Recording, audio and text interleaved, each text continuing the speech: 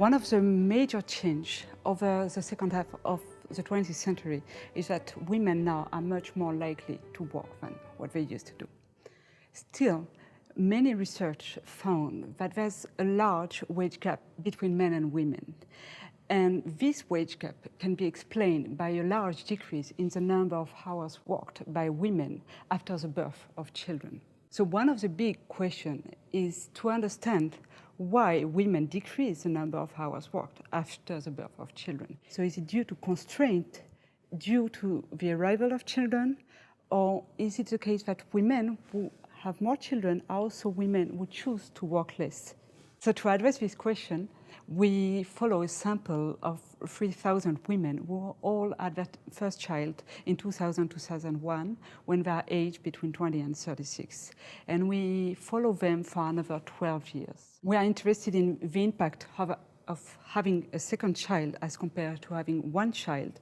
So we isolate the impact of not having children. They are all mothers. And we assess the impact of this second child on the number of hours they work by the type of occupation they have, if it's a low-skilled job or intermediate or high-skilled job.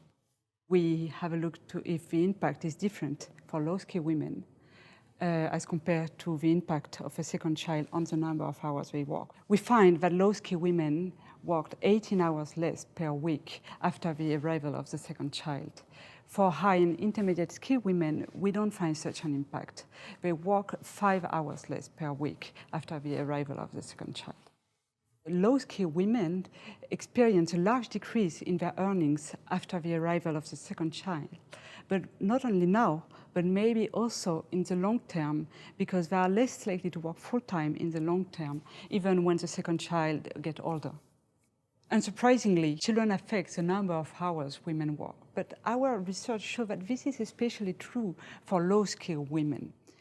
So low-skilled women, most of the time, have zero flexibility in the start and end times of a day because they work at a specific shift and they work in very particular moment of the day. This makes them very inflexible in the way they can organize the day.